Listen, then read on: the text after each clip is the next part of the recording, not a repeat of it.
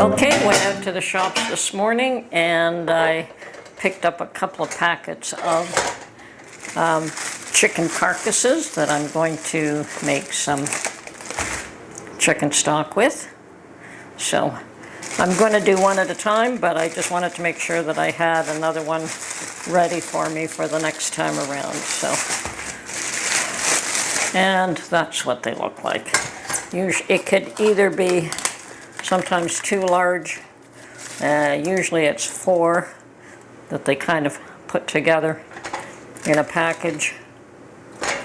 And sometimes you have more skin on them. You know, it just depends on how well they want to clean them. Okay, so I've got the heat on and I'm going to add all kinds of water in there, and I'm going to add an onion and I'm going to add some celery.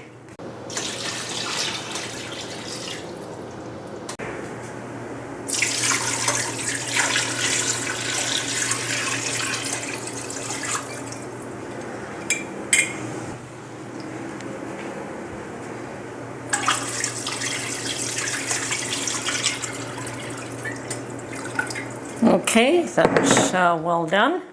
Now to get some onion and celery.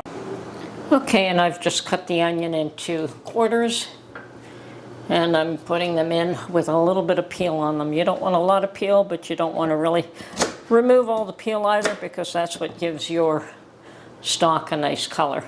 And just a bit of celery, and that should do it. And then I'm just going to let this come to a boil, but really, I don't want it to boil. I just want it to simmer for hours and hours and hours. The more that you just allow it to simmer, the nicer the color. Okay, that's it. Looks like he will have enough stock.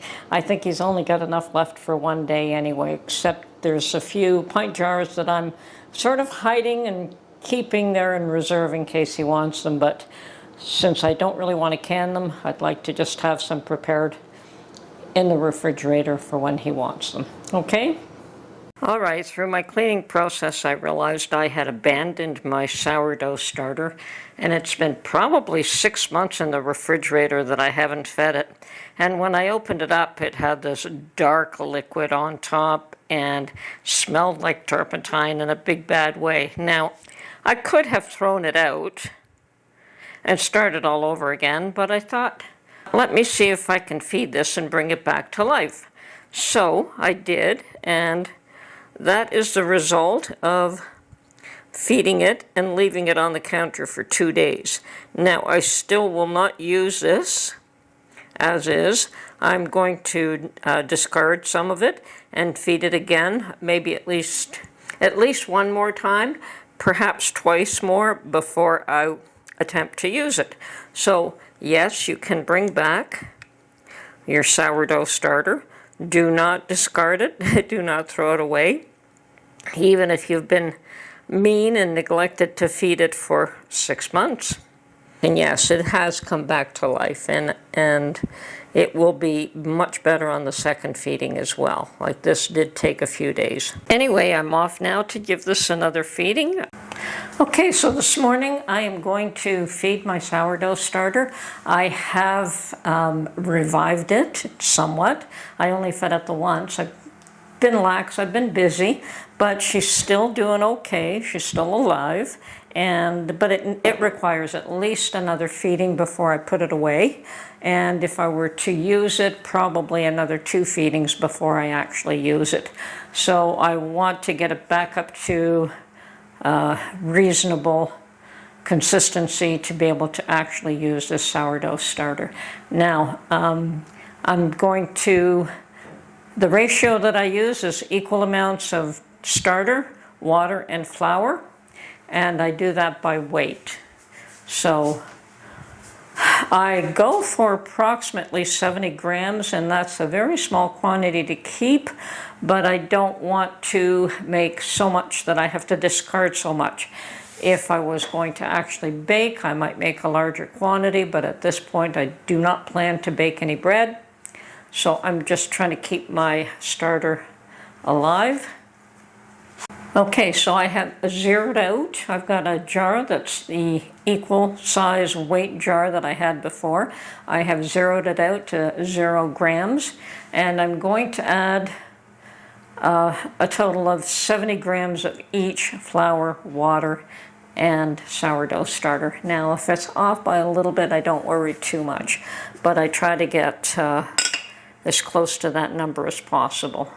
So, starting off with the flour, not that it really matters which one you start off with. 49 grams so far. 73, too much. 65. There's 70, exactly, which is nice. You don't always get that precise. Now I'm going to zero this out again.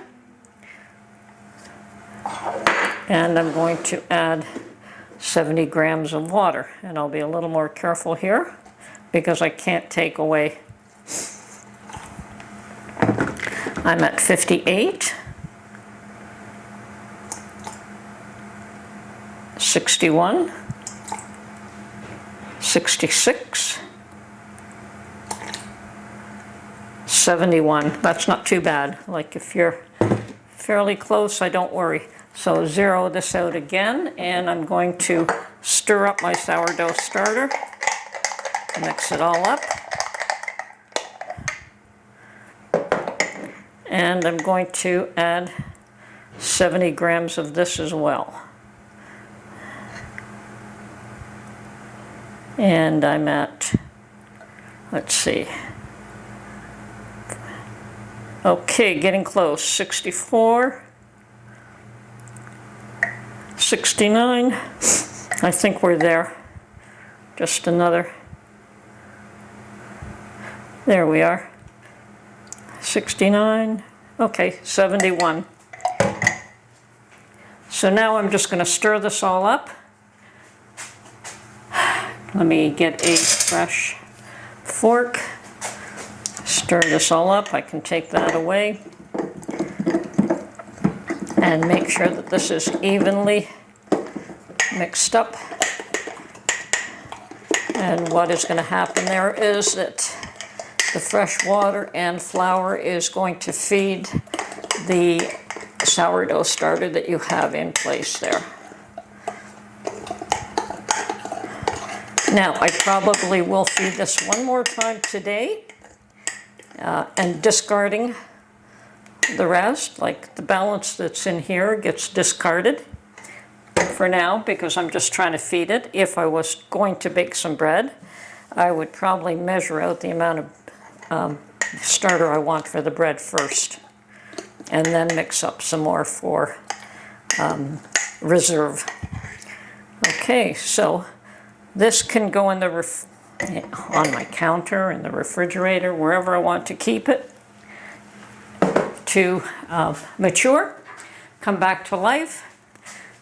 And if I wanted to just store it for a week and not feed it again, I would just put it in the refrigerator. If I want to feed it again today, I'll leave it on the counter, wait till it comes back to life again, feed it one more time, and I think that that's what I plan to do, and then I will put it in the refrigerator until I plan to use it.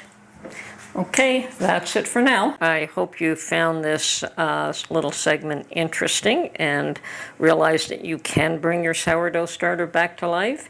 No need to throw it away, and yes, it does smell awful like turpentine if you don't feed it for a while, but that does go away feeding it at least twice before you use it. All right, hope you enjoyed this little video, and we will catch you on the next one. Bye for now.